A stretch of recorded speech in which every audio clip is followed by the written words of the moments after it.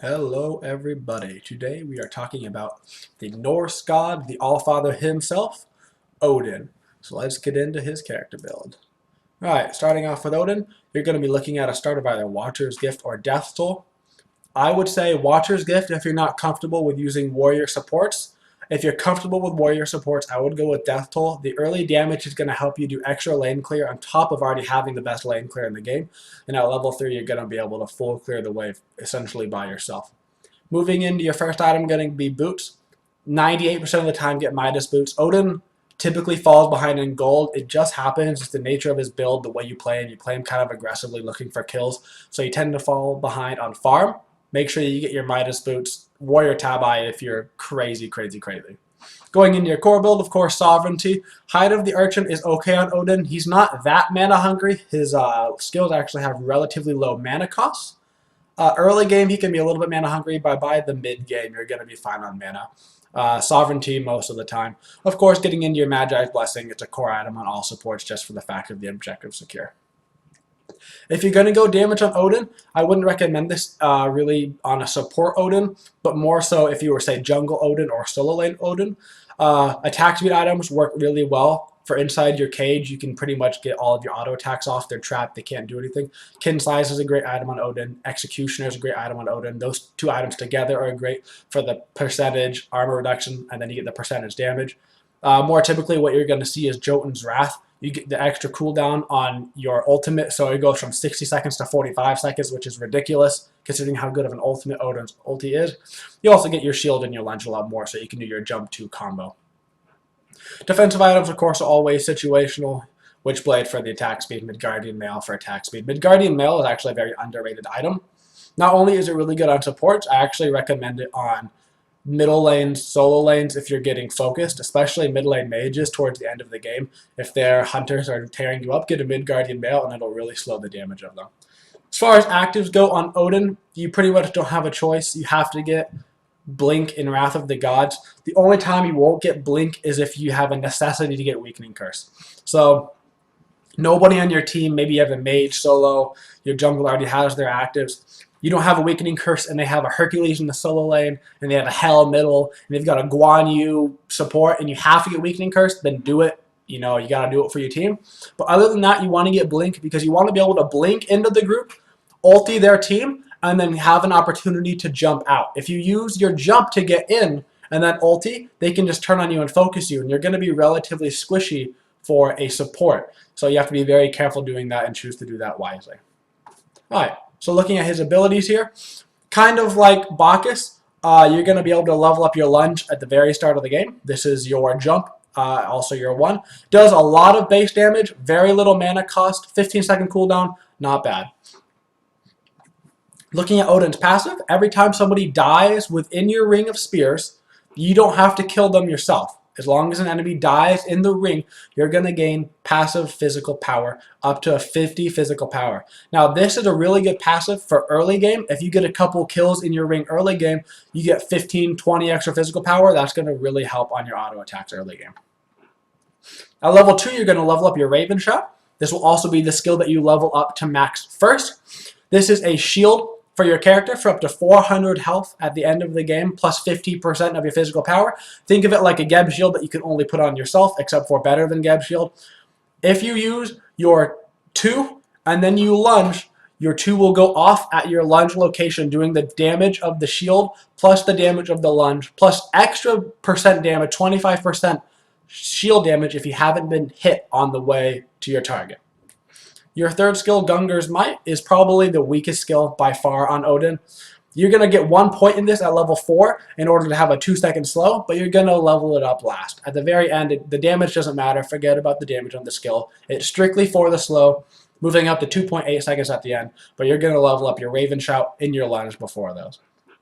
Ring of Spears is Odin's ultimate, one of the best ultimates in the game, honestly. Not necessarily as a support ultimate, but as an ultimate in general, because of the fact that it reduces attack speed inside the ring by 60%. So if you trap an ADC in here, the Freya in here, an Osiris in here, they're not going to be doing anything, as well as healing reduction. This makes it great against Chang'e, Hercules, Hel, etc. Any of those characters that heal, especially good against Aphrodite. She has a very hard time dealing with this. She can pop her ult, but it's not going to last long enough. Lasts for 5 seconds with a 60-second base cooldown. You can get that down to below 40 seconds. Starting our way here at this mid camp, I placed down a ward at the start of the game to make sure we weren't going to get early invaded. I'm going to go ahead and tap these mid harpies, one each, to make sure that I get credit for them. And then I'm going to start to work my way towards the back harpy to do my typical level 3 start on the chaos side of the map. My Agni and Cupid will be fine at that mid harpy, it's no big deal. Using lunge to get to the back camp faster, it'll also do enough damage to the big harpy so I don't even have to bother landing an auto attack on him. Popping my shield early before I get to this camp to maximize the effectiveness of this timing. I recommend doing that as much as you can on Odin. When your lunge is down, you're going to have to wait for the full time of your shield in order to get to the buff camps in the wave, etc. Although, warning, warning, warning, Will Robinson, if you use your shield early, at some point or another, you are bound to pop it too early and it will go off before you make it to your destination and you will be embarrassed. It's okay, it happens to all of us. Now that I'm level 3 Odin, I'm going to have almost full lane clear against this Sylvanas. Odin is, in my opinion, the best counter, in fact, one of the only counters in lane to Sylvanas. Sylvanas, of course, heals the wave, which makes him one of the best laning phases in the game, but healing the wave doesn't matter if the wave is already dead. This is why Odin has a very good time in the lane against Sylvanas. Normally, this wave would not be able to live through the 2-1 combo, but our Cupid, or I have a Cupid in my lane, which means that typically his clear will not be reaching the archers. If it was a normal ADC and her Apollo, Rama, anybody that can just barely tap the archers with one skill, we would be able to very easily clear the whole wave. Because we have this complete lane control, you almost always do on Odin, in fact you always should, we can go overhead and start to move towards their speed buff to take away a camp from their jungler. This is also going to be a nice XP boost for me and the Cupid.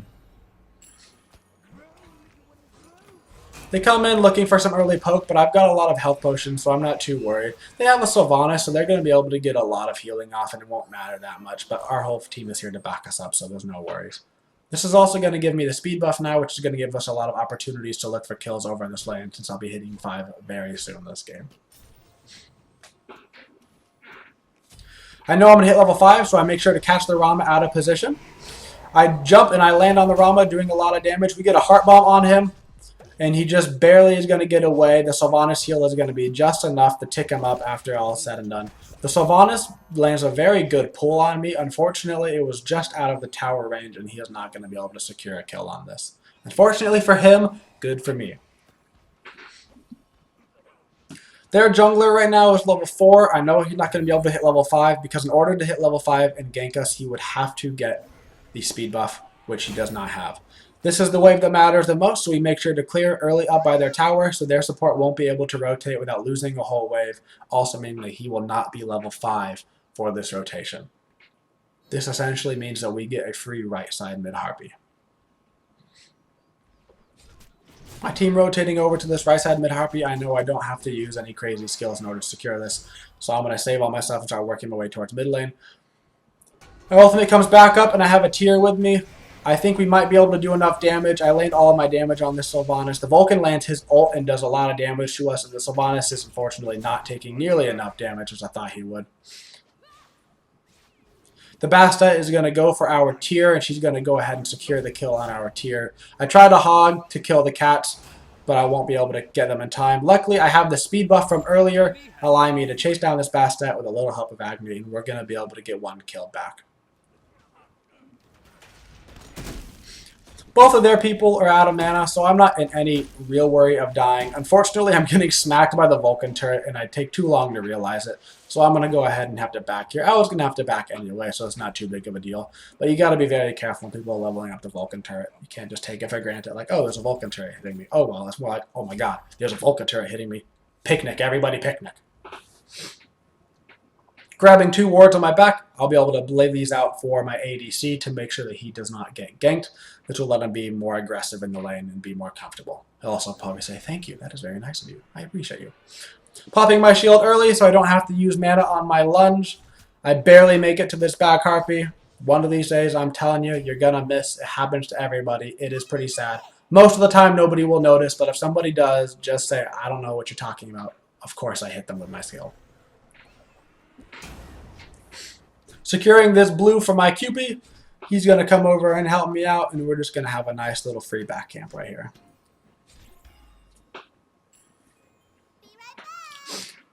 Odin Cupid is actually a very good combo once you get past the early game and you get your ultimate. It's kind of hilarious due to the fact that you can ulti and then Cupid can ulti and completely cover your ultimate. Very interesting combination. Works pretty well. I still don't recommend playing Cupid, but everybody seems to really like Cupid, so if you're going to play him, you might as well play him with an Odin to help out with the lane clear.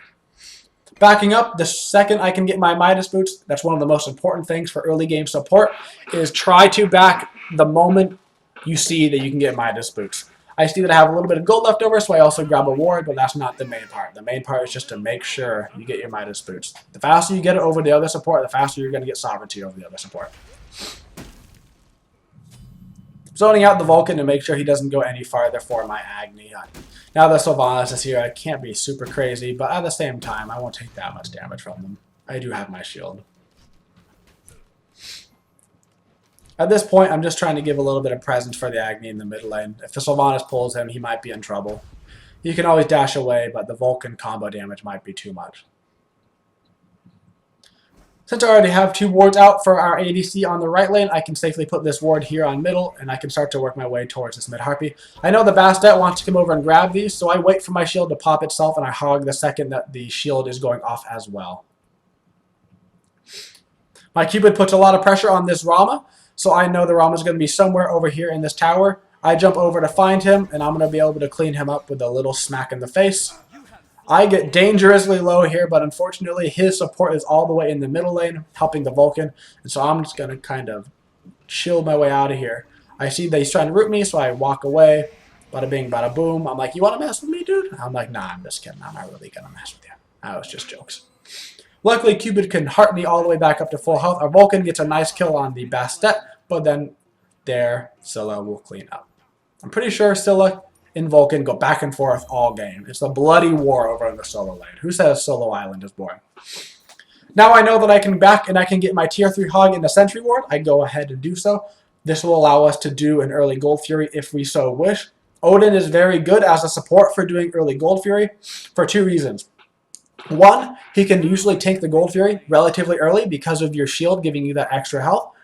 2, if their support doesn't get an early blink, you will not be able to get inside the Odin cage and you have a guaranteed secure. Those are 2 very important things. The Vulcan ults right there, trying to hit the tier, accidentally hits me, but I pop my shield and I take 0 damage for it. He's actually going to get more damage off of this meatball combo than he is with his ultimate.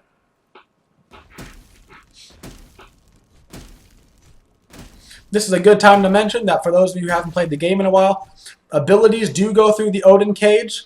Your teammates can walk through your Odin cage. This means Odin's ultimate is amazing. The cooldown is extremely low.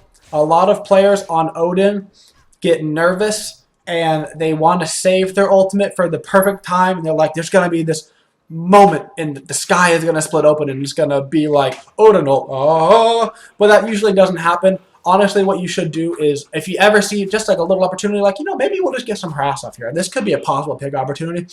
Use your ultimate. It's on a 60-second cooldown. Don't worry about it. It's going to be up for the next fight. You're good.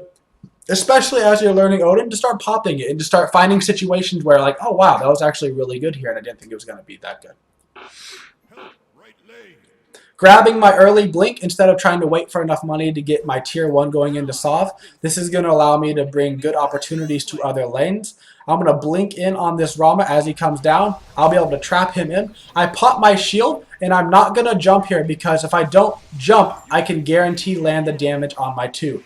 If I would have jumped, chances are the Rama could have dashed away or somehow or another gotten away from my damage. That was a better way for me to guarantee land the damage, and it was all the damage I was going to need anyway.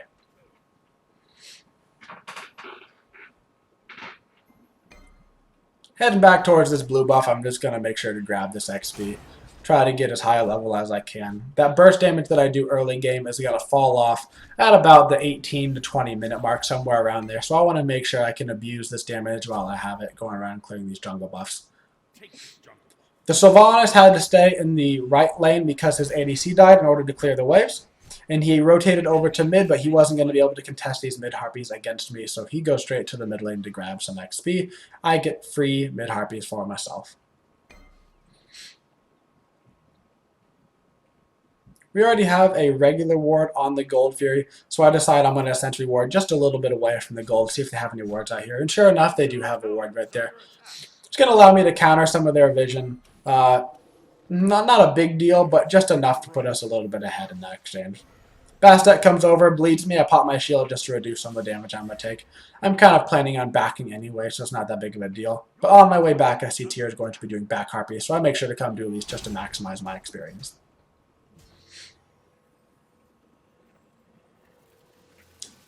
Now I can back and I can start to work on my sovereignty. I can also start to get blink, and I have just enough money left over to grab another sentry ward.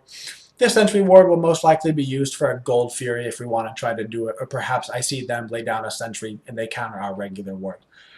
Most of the time on support, I would recommend keeping a regular ward on the Gold Fury until they lay down their sentry ward. When they lay down their sentry, then you can lay down yours and counter it. If you just lay down your sentry first, chances are they're just going to walk up and counter you, and you're going to lose that gold that you spent on that sentry ward. A regular ward will definitely do on the gold until they have started placing down their sentries. Or until you want to do the Gold Fury. I know that Bastet's jump is down, so I'm going to get a lot of pressure here on this Bastet. Unfortunately, she has speed buff, and I'm going to miss her with my 1. That's that situation I talked about earlier. What I should have done there was just not jumped at all and gotten the guaranteed damage off with my 2. I underestimated the fact that she had speed buff and the difficulty in which it would be to hit her. At this point, I can full clear the wave, no problem. Both my skills are leveled up to max. I've been full clearing the wave since level 3 anyway. Vulcan lays down his turret in the middle of the jungle. I won't be able to mess with that. Vulcan turret will tear me up if I try to do anything crazy to it. See, look at that. Vulcan turret is scary. Cupid was going to miss the majority of that wave anyway, so I just go ahead and clear the wave. If anybody on your team is going to be missing their wave, say the mid back, he's going to miss 90% of the wave. He'll come back for 1 creep, or your ADC is going to come back and get 1 creep. Honestly, it's better off for you as the support to get the whole wave than it is for some other person on your team to get 1 of the wave. So you don't want to steal waves from your other people, but you also don't want to waste waves. So as a support, one of your jobs is maximizing waves, basically. So you want to go around and grab all the waves that everybody else is missing. That way the XP is not being lost. Our team makes an all-in play here on this Scylla and actually does really, really well. They're going on Cupid really hard on the right lane. I have my blink up. I'm going to be looking for an opportunity. While I could have gone for the Rama here if I went deeper, the Sylvanas is more out of position, as well as the Gold Fury is up. If we kill the Sylvanas, this is going to allow us to do a very easy Gold Fury. Rama takes a lot of damage as well, and so he's going to be under the tower. He either has to back or he's going to die if he tries to come in. While my ultimate is not up to secure the Gold Fury, they do not have any Hog 3, so this will be a free gold. Cupid misses his Heart Bomb on the Gold Fury because shit happens, I guess. I'm a little bit afraid that I might die if this Bastet keeps going on me, so I reset it to our Tyr, who's mostly at full health. And we're going to get a free Gold Fury out of that. No worries. My team's going for the right Harpy, so I'm going to go ahead and check for this left Harpy. Make sure that we're maximizing our XP.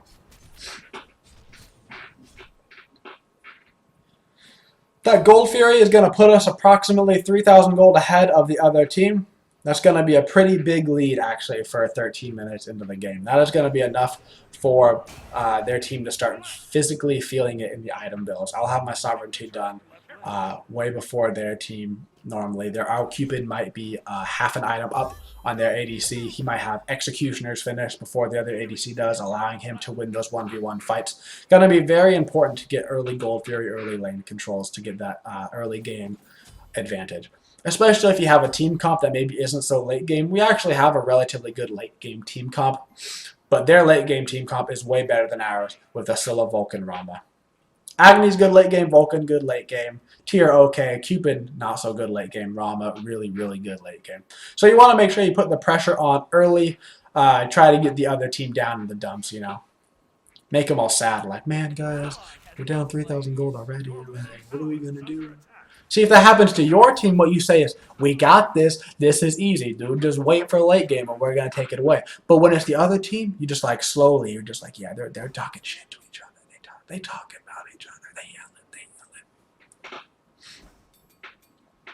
Going back over towards this right lane, the Rama is almost inside his tower range, but he's not going to be able to get there because of my ultimate. He has no choice but to pop his ultimate, which means Cupid is going to be free to pop his ultimate. So the second this guy comes down, he cannot get away with his jump, unfortunately. Poor guy. Bastet's going to come in on us. I'm going to be able to hog those cats as well as jump on them to finish them off. Me and Cupid are still at a very good amount of health here, so we're not too worried. We're going to stay here and keep pressuring this lane. Once again, there's more action in the solo lane because this Zilla loves to fight. I do have enough money for a sovereignty at this point, but me and Cupid are going to be able to stay here and continue to push this tower. We see that Sylvanas is rotating over. I use my shield to stop the bleed damage from the Bastet. We're going to stay on this tower. It's going to be worth for us to get this tower instead of running away. We get the tower. We start to run away a little bit. I get pulled by the Sylvanas. I actually get pulled into a heart. I see more hearts. I know the Bastet is really low on health, and I have my jump up, so I'm going to be able to trap her inside my ultimate. She cannot jump because she's out of mana. I slow her so the Cupid can land his heart bomb, and I get scared. I think about going in, but the Rama comes back, so I'm going to be able to go ahead and get away from this free of all harm, and we even get the Bastet with the tower. Thinking about backing, but, you know, who backs when you can get your back camps? You know what I'm saying? The old phrase. Who backs when you can get back camps? Now I have an easy sovereignty. I can finish off my blink. I can grab wards. Basically, I can do whatever I want right now. I grab the sentry ward. I save the rest of my money right now. We already have 2 deep wards out for the right lane, so I don't need to get regular wards to deep wards. So I'm going to start saving up my money to get an early Magi's Blessing.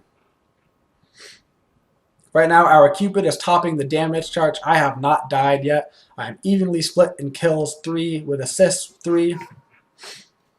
And we're going to continue to force down this lead. Our lead has pretty much stayed static around 3,000 gold.